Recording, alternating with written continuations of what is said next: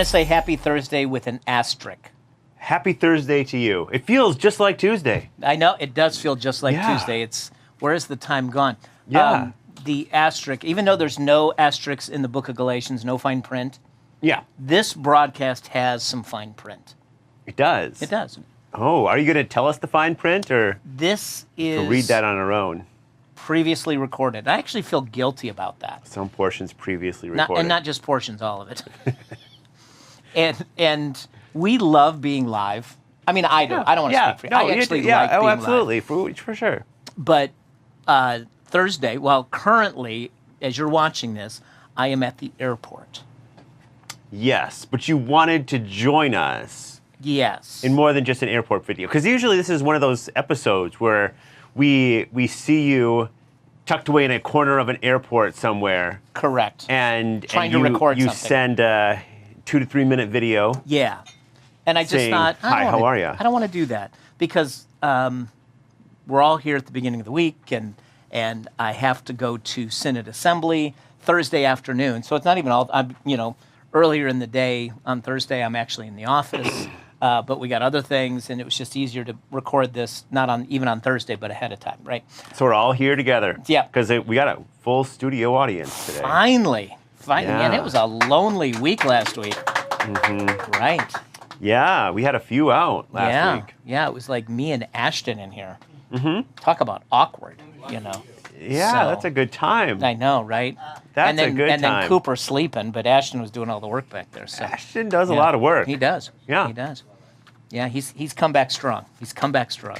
For his Yes. for his We have his second act has been Yeah, strong. yeah. Um, We have a great team. yeah. Someday we'll have Eric on explain all that.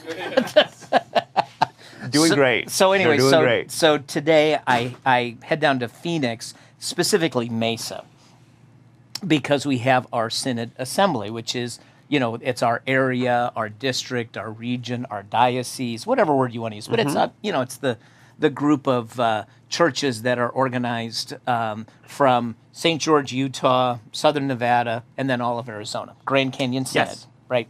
And Bishop Deborah, most of you know who Bishop Deborah is. She's been here. Yep. Multiple times. And so we have this business meeting, which also has elements of faith building in it. It's not all business. Yeah, there's worship. There's worship and there's yes, devotions. Yes, and it's a gathering of all the other Churches pastors, too. churches, And we get reports representation. of like great things happening. So go down there and it starts Friday morning. So trying to get from, even though it's only a 45-minute flight, trying to get to Mesa by 8 or 8:30 in the morning is really difficult from here.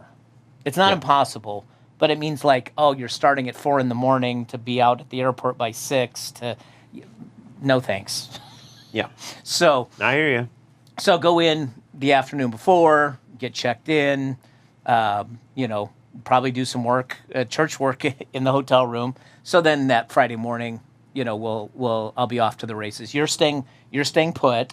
Yes. So there is a service for Myrna Harnick, for anybody who knew her, on Saturday. Yeah. So I'll be around for that. And it is tough having these Synod-wide get-togethers, but having them go through A weekend, Saturday. or close to a weekend, When we have services on Saturday. And it makes it really hard for both of us to go. Yes, if it was right here in Vegas, we could do that. Yep. Yep. But going to Phoenix or Mesa. Yeah, but if it was like Thursday and Friday, then Yes. we could do, Yes. provided there wasn't an emergency, right? Right.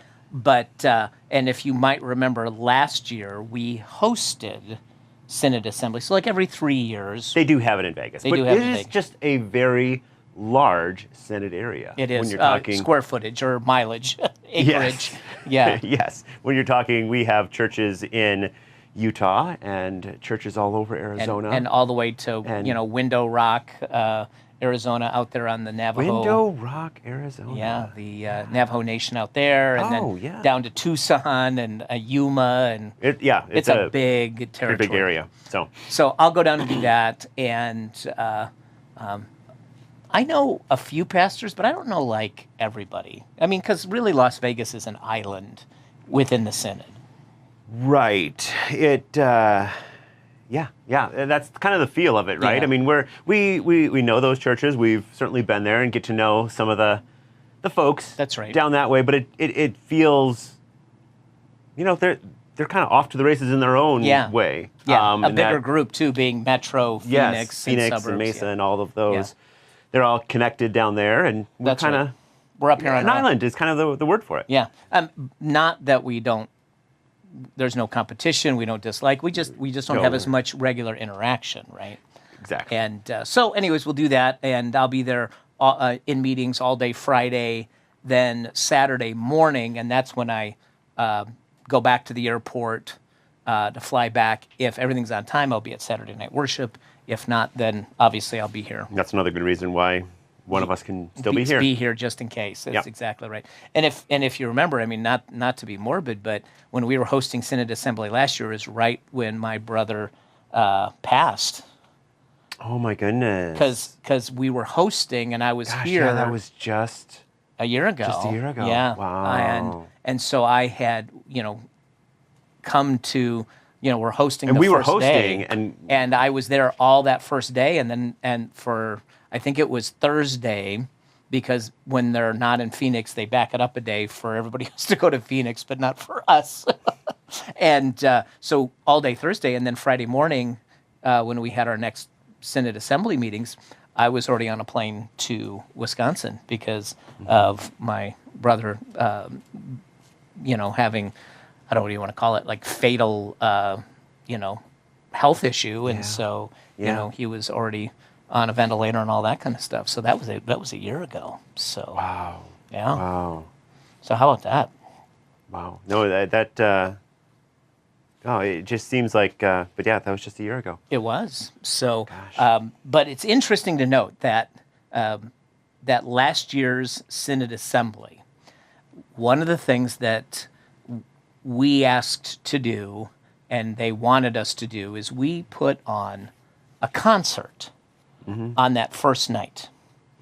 And to inspire, to create moments of awe, and also for folks who aren't with us on a regular basis, from around the Synod, to say, this is who we are, and this is what we do.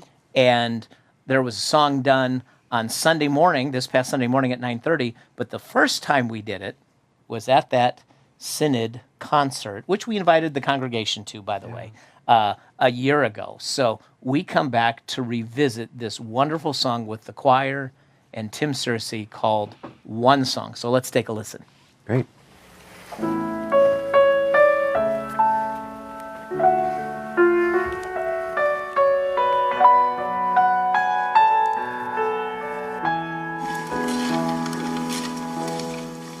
If we all sing one song of love, one song of peace, one song to make all our troubles cease. One hymn, one theme, one hope, one dream. Imagine what tomorrow would bring if we all sing one song.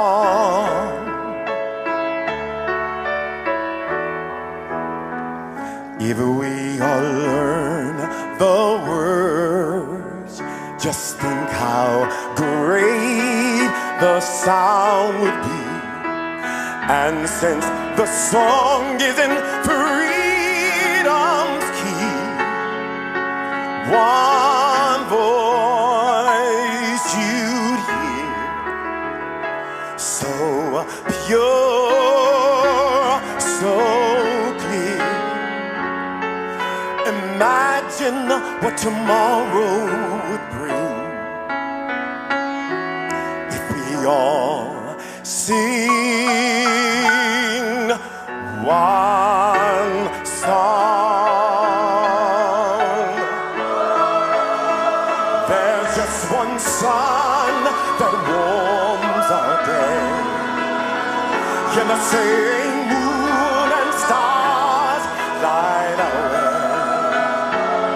And this little boy whirling into space, it's our only home, our only place.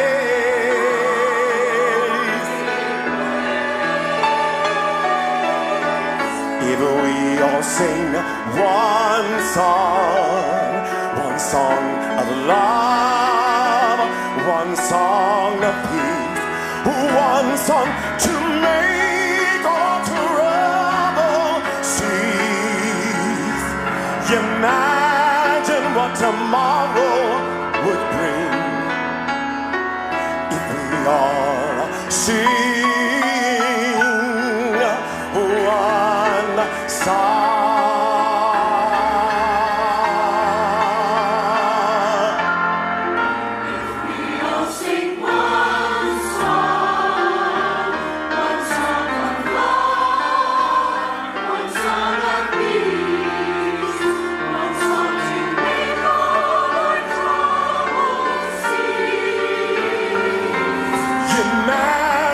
What tomorrow would bring. Imagine what tomorrow could bring. Imagine what tomorrow will bring.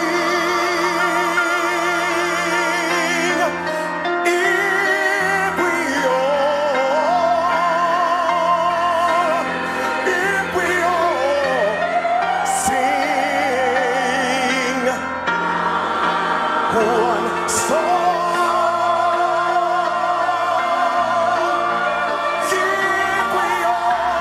If we all sing.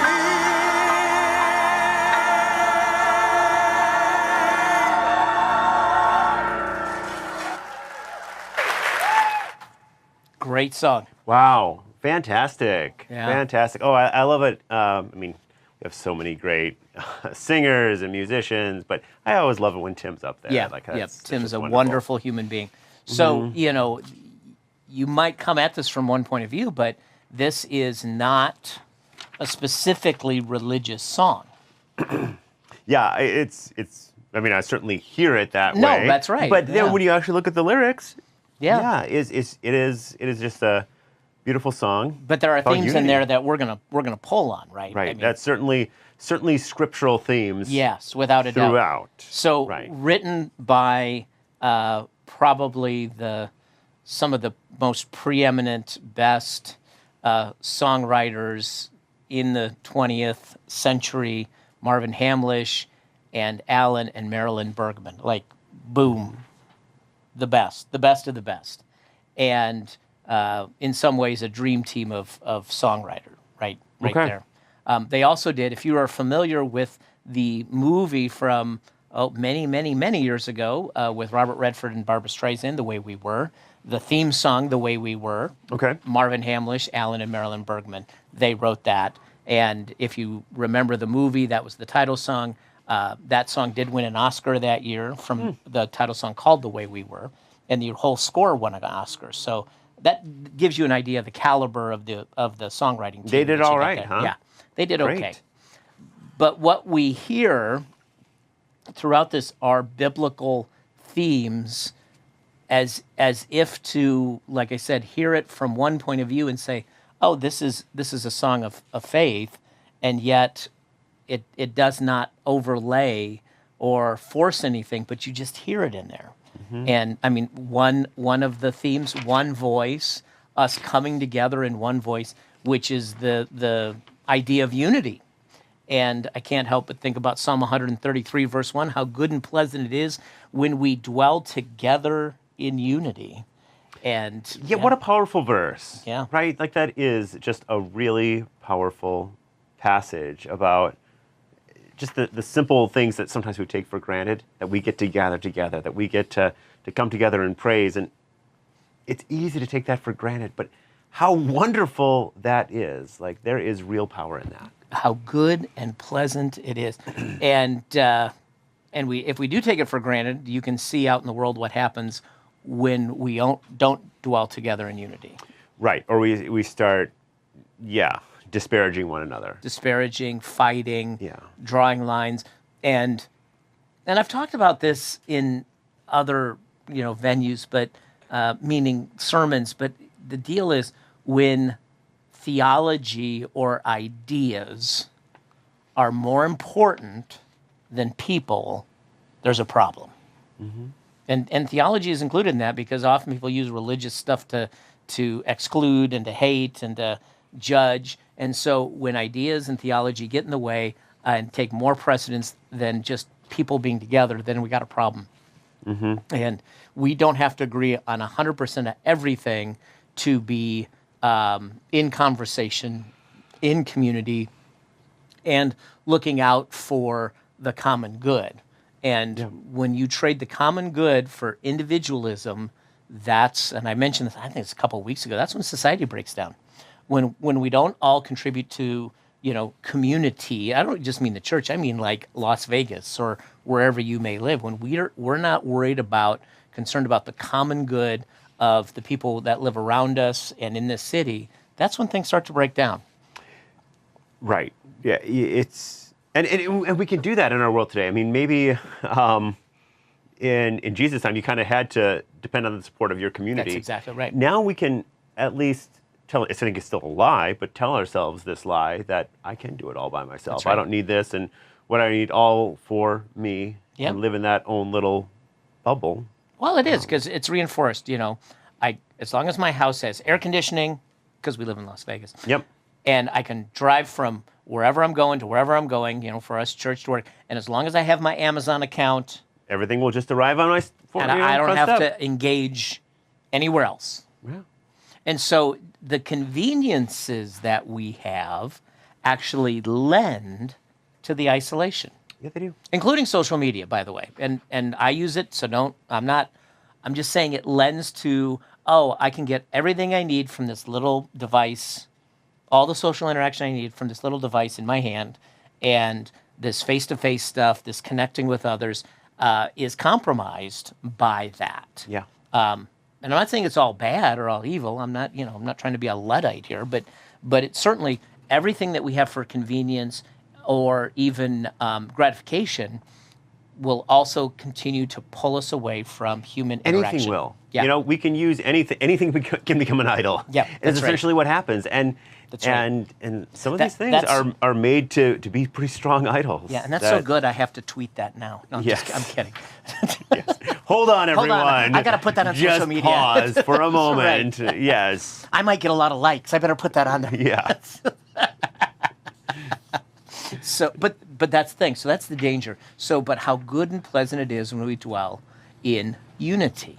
Yeah. But think about the line from the song. This little ball whirling in space, speaking of Earth, it's our only home and our only place. And I think we forget about that, and somehow we want to fight over the fact that we're on this little ball that's 2/3 water in the vastness of space. Right. And how, you start thinking like that. It's important because there's certainly a lot that we take for granted there. It just seems, you look out your window, it just seems enormous, it goes on forever. Yeah. Whatever. But in the scheme of things, we're an atom. It's pretty fragile too. Yeah. And all we have is each other. And all we have is each other. And I think that is such an important perspective to be able to reflect on that. And it's just, the vastness of space, and here we are in our tiny little pinpoint of a planet. Yeah. So think about the time when Paul was in Athens. St. Paul went to Athens, and he in the book of Acts, he's all over the place, planting churches, telling people about Jesus. One place to another, and he finally gets to a big city. We're talking Athens, and it's only later that he gets to Rome, but Athens is a big city, and he starts talking about the faith at I forget where it was where he was speaking, but he was in one of the places where there's people came to hear public speaking. And in the midst of this, he really kind of gets to the heart of, look, this is our only home and our only place, and God did that for a reason. So in Acts 17, verse 26 and 27. Yeah, he says, from one man, God made all nations, that they should inhabit the whole earth.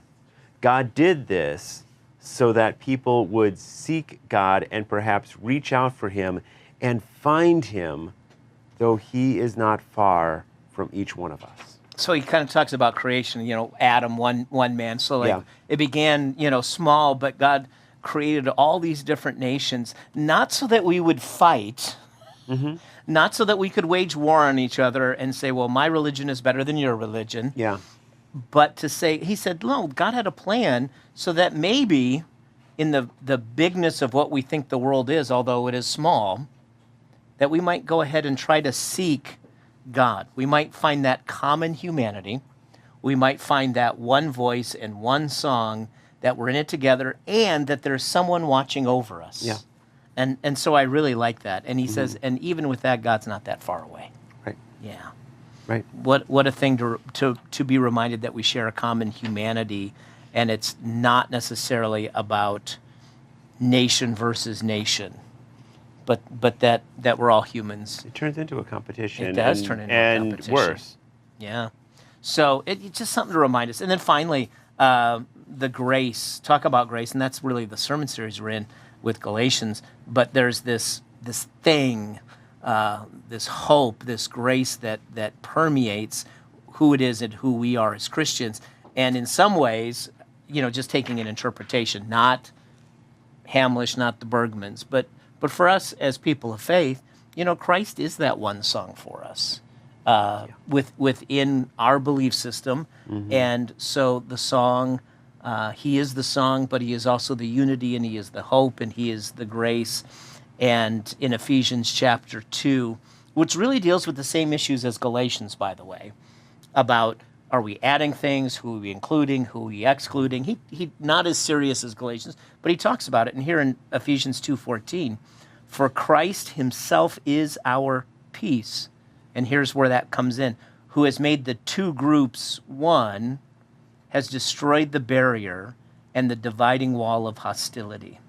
And so when we think about grace and hope and one song, back then it was that issue of, are you a Gentile or non-Jewish Christian? Are you a Jewish Christian? And what do you have to do if you're a non-Jewish Christian to be a Christian? But, well, you have to be Jewish because Jesus was Jewish and the disciples were Jewish, and we're going to add things, so you first have to be Jewish before you can be a Christian. And so it was all of that adding stuff that we were talking about. And St. Paul here is like, look, God is about bringing people together. He's about creating unity, destroying barriers, and we're good at building barriers, humanity. Yeah, from early on. I mean, that's just what we do. It's just what for we the do. other people. Yeah. We're okay. Make it as easy as it can for me. But we're okay. as soon as I'm through, put up the barrier. Yeah, right. Yeah. Yes, I received grace, but I really deserved it. Now, but Yes. you Yes. got to work for it, Yes. right? Let's see you jump through some hoops. That's you human got to prove nature. your worth. That's exactly right. Yeah. That's human nature. So, and I like this, that destroyed the dividing wall of hostility. So in other words, if we could all sing one song, a song of love, a song of peace, a song to make our troubles cease, one hymn, one theme, one hope, one dream, imagine what tomorrow could bring. Let's imagine that. And Yeah, let's- right? Let's work towards it, too. Let's take a step. Yeah, let's take a step. And once again, you don't have to agree with somebody 100%, but if you can find some common ground, that is where it's at, the middle ground. Yep. And we can find people and make a better and more just and kind society. We need to be in tune with that as Yeah. we go forward. Without a doubt. For sure. So thanks for joining us today. As you know, it is Thursday, so we are just a little bit away from the weekend, so we hope you can join us on Saturday night at 5 o'clock Pacific time. Sunday morning, 8, 9:30, and 11, also Pacific time, where we continue in the book of Galatians, and this week, chapter 3 a little bit. Chapter 3 of Galatians. Yeah, so we hope you can join us. But until then, God bless you. Take care. We'll see you soon. We love you. And Philip, will you play us out?